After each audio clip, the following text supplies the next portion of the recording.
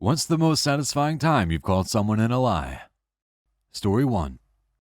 I once had a graphic designer apply for a post using my artwork in his portfolio. Asked him all about the work and the thinking behind the designs before I showed him the originals and the door. Story 2. My 13-year-old daughter ran away from her mother's home and appeared at my doorstep with a bruise on her face. She informed me that her mother had backhanded her and bounced her face off the refrigerator door handle. A year later, while in court to gain sole custody of my daughter and representing myself, the court justice asked what is this abuse about. I told him how my daughter showed up with bruises on her face. My ex stood up and shouted that she would never do such a thing to her child. I couldn't, as a mother, ever strike my child. Knowing my ex could never pass up an opportunity to correct me, I told the justice when my daughter showed up, she had informed me that her mom had backhanded her and bounced her face off the liquor cabinet. Without missing a beat, my ex said, "It wasn't the liquor cabinet, it was the refrigerator." Sweet justice. Story 3. My boyfriend used to work third shift at a popular gas station on the East Coast. He worked with one of those notoriously terrible co-workers that calls in all the time with tons of excuses. Well, one night, she called out saying that she was sick and that she was vomiting and feverish. Couldn't come in. Sorry. The only person available to work her shift was the district manager, who happened to be in the area for a meeting. DM comes in and works cashier with my boyfriend. Around 3 a.m., who should walk in but the called-out co-worker, wasted beyond belief. She brought 2 rolls of Tums and ate one while waiting in line. Waiting in line for the DM to ring her up and fire her on the spot. Story 4.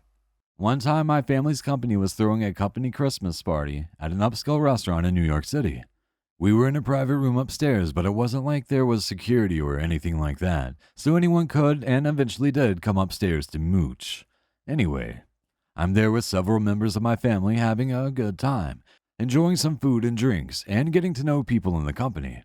I'm sitting at the table with several employees I had just met, and 2 of my cousins who worked with them, when 2 guys come up to our table and introduce themselves. They were professionally dressed, and were quite friendly. They started asking people what they do, flirting with several of the girls at the table, and trying to act pretty alpha.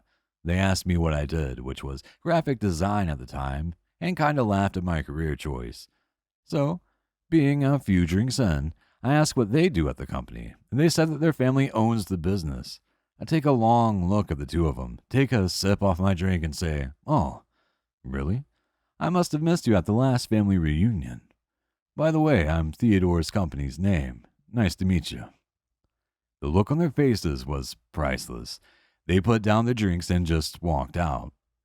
Story 5. This isn't someone else, but a lie I told. When I was a kid, I played hooky from school once, and I called in to tell them I was sick. I pretended to be my father and used my best impression of him, and it worked. I had duped the school secretary. So, anyway, I spent that whole day in town just messing around with some friends who left school during study halls, and I went to get some ice cream. When I was eating my ice cream, I got a call from one of my classmates. I placed my cone in my shirt pocket, which was secure enough to carry, and picked up. She sounded a bit worried. She told me that my uncle had recently come back from military duty for 2 years in Afghanistan, and that he had showed up during my English class to surprise me, had gotten the news that I was sick, so he had left to visit the house. I panicked and ran to get on my bike, forgetting that my ice cream was still in my shirt pocket. If he had just left, I could meet him at the house before he got there. I pedaled my hardest, going faster on my bike than ever before. I rounded the last block and was almost home free when I saw him walk out of the house, disappointedly. I thought maybe I could fib my way out of this situation, so as I approached, I prepared to tell him I was out getting orange juice. But who steps out of the house but my mother and father, both ready to surprise their sick son, and wondering how he'd managed to get melted ice cream all over his nice collared shirt on a school day. Story 6. I once knew a girl who claimed to have brain cancer. She was always using it to get sympathy from others and her boyfriend, and free things, while at the same time drinking and doing drugs. She would go to a party, do lines of coke and drink all night, and the next day complain on Facebook that her chemo was making her really sick that day. She would always use the chemo excuse to mooch pot off people as well. Basically, whenever she wanted a free bar tab or get out of something her boyfriend wanted to do, brain cancer was her excuse. So one night I'm at a Halloween party and she's there. Using her fake brain cancer to get sympathy or free things from guys, she is sitting on the corner smoking weed, crying about how hard it is to have this kind of cancer and how much the blast radiation makes her sick and how each day is a struggle. Anyway, she gets up to walk to the bathroom, and in her high, drunken state trips and falls. Immediately, a bunch of guys and her boyfriend rush to her aid. Sorry, a side effect of the radiation is loss of balance. This was the last straw for me. I rushed over to her side and told her to stay on the ground. I have first responder training. You've just fallen and your brain is in a very delicate state right now due to the blast radiation. Do I have your permission to help you? Yes, please help me. I feel funny, she lies, loving the attention she is getting from the entire party. I point to her boyfriend. Call 911. We need an ambulance here, now. Explain to them that she is undergoing blast radiation for brain cancer. She has taken a hard fall and could have suffered a head injury. At this point, she starts to panic. Why are you calling 911? Don't do that. Here, let me call my personal doctor instead. Don't call 911. I calmly tell her boyfriend and the group of bystanders, our mutual friends, that she really should go to the ER.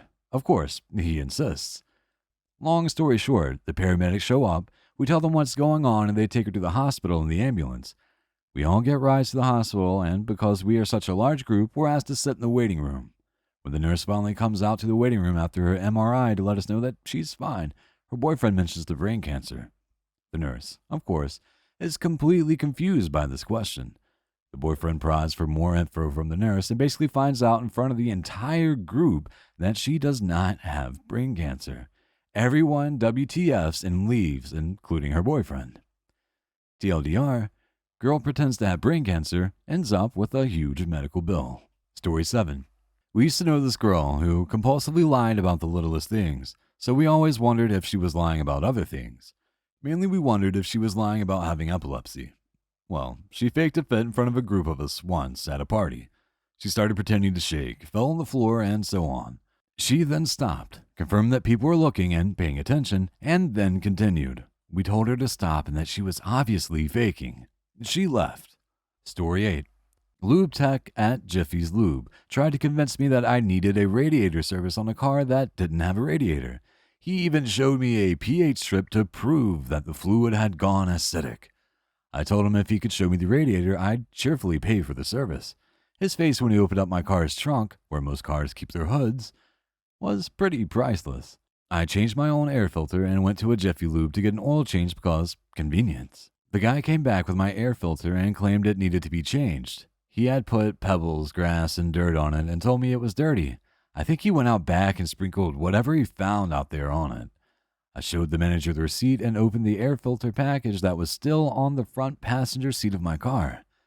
I spent the rest of the oil change standing next to my car and watched them take another air filter out of the package and replace the dirty one. I did not pay for the air filter or the oil change.